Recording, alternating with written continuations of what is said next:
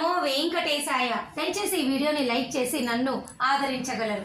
నిన్న మధ్యాహ్నము 1:30 ఈ రోజుకి సంబంధించి 14,000 ఉచిత సర్వదర్శనం టోకెన్లు తిరుపతిలోని విష్ణు నివాసము, శ్రీనివాసము, భూదేవి కాంప్లెక్స్లో విడుదల చేశారు.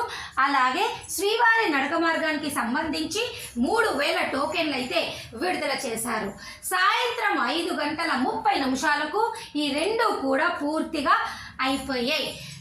ఈ వీడియో ద్వారా భక్తులందరూ దయచేసి ఒక విషయం తెలుసుకోవాలి.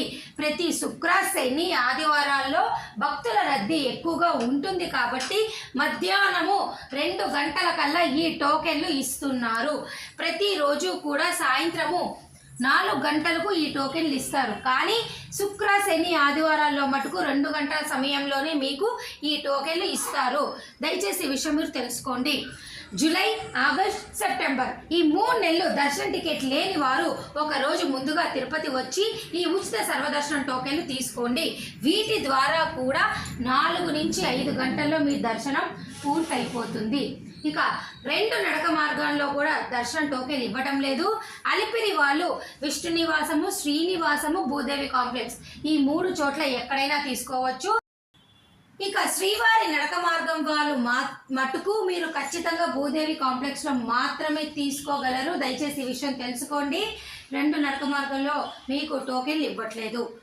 ఇక అక్టోబర్ నెలకి సంబంధించి దర్శన టికెట్లు మరొక 2-3 రోజుల్లో విడుదల కానున్నాయి. అప్డేట్ అయితే వస్తుంది.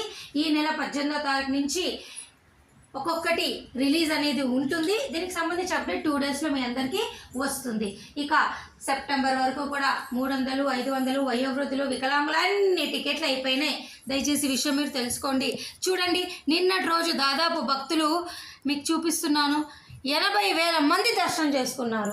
ప్రస్తుతానికైతే భక్తుల రద్దీ ఎక్కువగానే ఉంది. గత 4-5 రోజుల నుంచి ఇదే విధంగా మరొక 2 రోజులు కూడా ఉండే అవకాశం అయితే ఉన్నది. ఈ విషయం తెలుసుకొని రానున్న రోజుల్లో మీరు రండి. ఇక టికెట్ ఉండి లేకుండా ఏమైనా డౌట్లు ఉంటే కమెంట్ సెక్షన్లో దయచేసి నాకు అడగండి. నేను తప్పకుండా మీ అందరికీ సమాధానం చెప్పడం జరుగుతుంది. మరి నేను ఈ వీడియో సెలవు తీసుకుంటా. ధన్యవాదాలు.